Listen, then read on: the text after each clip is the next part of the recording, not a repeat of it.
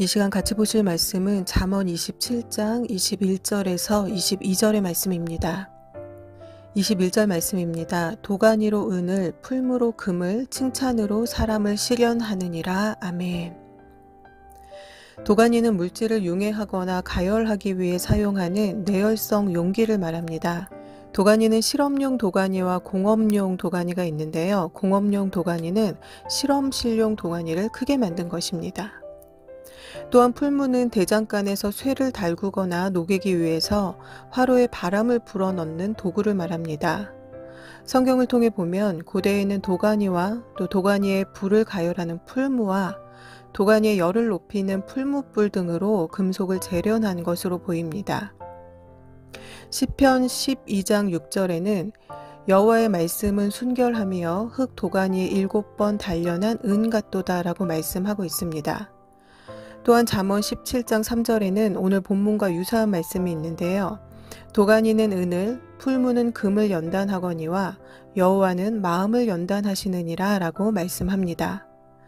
이와 같이 도가니와 풀무는 모두 금속을 재련하는 데에 사용됩니다. 21절의 말씀을 보시면 마지막에 실현한다 라는 말이 나옵니다. 이 실현의 뜻을 살펴보면 시험할 시에 불릴 연 또는 익힐 연을 사용합니다. 즉 실현의 뜻을 풀이하면 의지나 사람됨을 시험하여 본다 라는 뜻이 됩니다. 아이들 중에는 자신감이 넘치는 아이들이 있는가 하면 매사 소심하고 자신감이 없거나 눈치를 보는 아이들도 있습니다. 가정 환경에 따라 아이들의 모습은 다양하게 나타나는데 어린아이들일수록 잘한 일에 대해서 칭찬을 해주면 더 열심히 하는 모습을 보입니다. 물론 이 칭찬도 지혜롭게 해야겠지요. 잘못한 것에 대해서도 칭찬을 하는 것은 잘못된 교육입니다. 잘못한 일에 칭찬을 받으면 그것이 옳은 일인 줄 알고 학습이 되어지게 될 테니까요. 먼저 바른 것을 가르치고 부족하더라도 그것을 위해 노력하는 아이들에게 칭찬을 해주면 그 바른 것이 아이에게는 칭찬받을 일이라는 것이 학습되어집니다. 그리고 그 칭찬이 좋아서 더욱 열심히 합니다. 오늘 잠언 27장 21절의 말씀에는 도가니와 풀무가 은과 금을 재련하듯 칭찬으로 사람을 실현한다라고 말씀합니다. 아이들이나 어른이나 칭찬을 듣는 것은 매우 기분 좋은 일입니다. 그러나 성인이 되어서도 여전히 칭찬만 듣기를 바라는 것은 스스로가 미성숙하다라는 것을 드러내는 것입니다.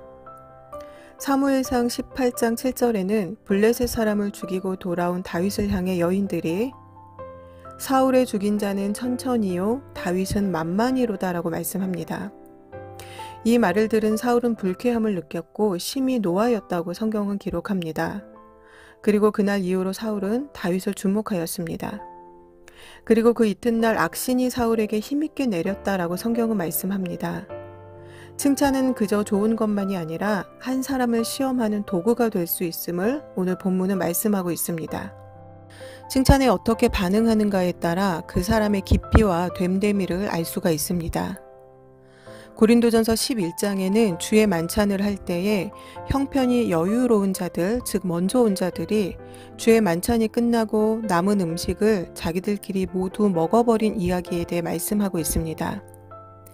가난한 자들은 일을 하느라 식사 시간에 맞춰 도착하지 못하였고 또한 늦게 와서 집안에 들어오지 못하는 상태였는데 부자들은 그들에게 줄 음식을 남겨두지 않고 자기들끼리 즐기고 먹어버렸습니다. 고린도전서 11장 22절의 말씀을 보시면 너희가 먹고 마실 집이 없느냐? 너희가 하나님의 교회를 업신여기고 빈궁한 자들을 부끄럽게 하느냐? 내가 너희에게 무슨 말을 하랴? 너희를 칭찬하랴? 이것으로 칭찬하지 않노라 라고 말씀합니다. 가난한 자들을 배려하지 않고 돌아보지 않는 고린도 교회 교인들의 모습을 향해 하나님의 교회를 업신여겼다라고 말씀합니다. 그리고 너희에게 칭찬할 것이 없다라고 말씀하고 있습니다. 이들은 모두 주의 자녀로 모인 공동체였습니다. 즉 교회의 공동체인 것입니다. 그러나 이 공동체 안에서 가난한 자들을 멸시하고 그들로 하여금 수치와 비참함을 느끼게 만드는 일이 일어났습니다.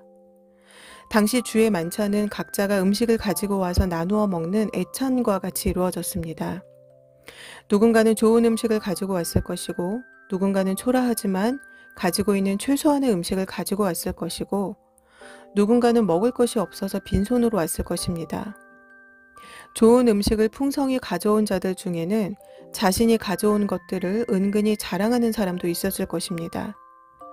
반면 빈손으로 온 사람들은 그 자리가 부끄러워서 얼굴을 들지 못하고 있기도 하였을 것입니다. 앞서 27장 18절에서 무화과 나무의 과실을 얻는 것이 중요한 것이 아니라 주인을 시종하여 얻는 영화가 중요한 것이 아니라 믿음을 가지고 받은 사명에 최선을 다하는 것이 더 중요하다라는 말씀을 드렸습니다.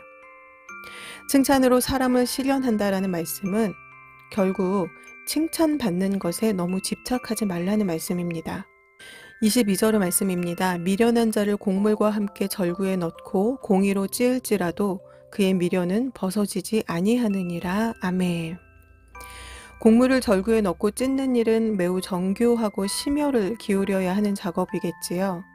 그런데 어리석은 자의 어리석음은 이와 같이 정교한 작업을 통해서도 제거되지 않는다라고 말씀하고 있습니다. 어리석음이 너무 깊고 그 사람을 너무 많이 장악하고 있어서 어떤 가르침도 징계도 권면도 들어가지 않는다라는 것입니다. 거짓 선지자들과 사기꾼들의 공통점은 사람을 자신의 뜻대로 이용하기 위해 갖은 술수와 달콤한 말로 사람을 현혹합니다. 그래서 자신의 편으로 만듭니다. 아합 왕이 여호사밧 왕과 전쟁에 나가려고 할 때에 여호사밧 왕의 권유로 선지자에게 먼저 묻기로 합니다. 미련하고 욕심 많고 악한 아합은 참 선지자의 말은 멸시하고 거짓 선지자의 말에 어깨가 으쓱해졌습니다. 그에게는 그가 거짓 선지자인지 참 선지자인지 중요하지 않았습니다. 그저 자기를 칭찬해주고 자기의 말이 맞다고 해주는 사람이 그에게는 참 선지자였던 것입니다. 그는 미련한 자였습니다. 그리고 그 악하고 미련한 자의 말로는 처참한 죽음뿐이었습니다. 사랑하는 성도 여러분, 칭찬은 언제 들어도 좋은 것이지요. 그러나 오늘 말씀은 칭찬으로 사람을 시험할 수 있다라고 말씀하고 있습니다. 그리고 칭찬은 사람을 연단하는 도구가 된다라고 말씀하고 있습니다. 백성들에게 다윗은 칭찬받는 자였습니다. 그러나 사울은 그 칭찬이 자신이 아닌 다윗에게 향한 것에 분노와 불쾌감을 느꼈습니다. 그리고 그는 그날부터 다윗을 주목하였고 그 후에 그에게 악신이 내렸습니다. 또한 아합은 자신의 계획과 행위가 옳은 것임을 칭찬해준 거짓 선지자의 말을 듣기를 좋아했습니다. 그러나 그의 행위의 결과는 거짓 선지자의 말대로 이루어지지 않았습니다. 주의 만찬에 아무리 풍성한 음식을 많이 준비해 왔더라도 소외된 자들을 배려하지 않는 자들을 향해 너희를 칭찬할 것이 없다라고 주님은 말씀하십니다. 사람에게도 하나님께도 칭찬받는 사람은 보상의 마음을 두지 않습니다. 우리가 마음에 두어야 할 것은 어떻게 해야 하나님의 뜻과 목적에 따라 사는 것인가입니다.